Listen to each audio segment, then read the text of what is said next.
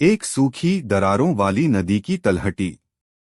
चारों ओर सुनहरी रेत, बंजर जमीन, कहीं हरियाली नहीं। हवा तेज चल रही है और एक नन्हा सा आम का बीज उड़कर नदी के बीच आ गिरता है। एक ताकतवर लेकिन दयालु बाज आसमान से नीचे उतरता है। नदी के बीच जहां थोड़ी सी नमी बची है, वह उसे देखता है। बाज अपने पंजों में एक छोटा सा घड़ा लेकर आता है। घड़े में बचा खुचा पानी बीज पर डालता है।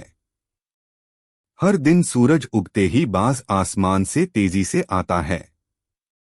छोटा घड़ा भरकर बीज वाली जगह पर पानी डालता है। धीरे धीरे बीज फूटता है और छोटा हरा अंकुर निकल आता है। समय तेजी से बीतता है। अंकुर बढ़ता है, पौधा बनता है, फिर एक मजबूत आम का बड़ा पेड़ बन जाता है। आसपास की सूखी भूमि भी धीरे धीरे हरी होने लगती है। रंग बिरंगे पंछी फिर से नदी की ओर लौट आते हैं। हवा में खुशियों की चहचहाहट।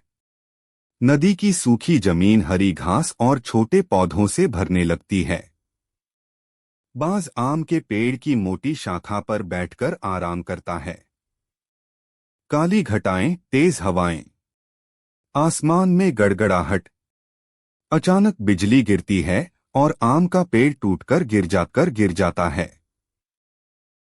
बाज आसमान से उतरकर टूटे पेड़ को देखकर बहुत उदास हो जाता है। बाज पेड़ के टूटे तने के पास बैठा हुआ, आंखें नम। आसपास के पक्षी भी दुखी होकर चुप खड़े हैं। कुछ समय के लिए नदी फिर सूनी लगने लगती है। उसी टूटे तने के पास मिट्टी हिलती है। एक नया नन्हा आम का पौधा जमीन फाड़कर बाहर आता है। बाज खुशी से पंख फैलाकर उसके ऊपर मंडराता है। बाज की आंखों में खुशी के आंसू। धरती फिर से हरी होने का संकेत देती है।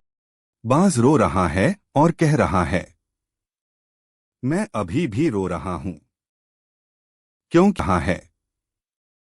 मैं अभी भी रो रहा हूं क्योंकि आप लोगों ने लाइक और सब्सक्राइब नहीं किया।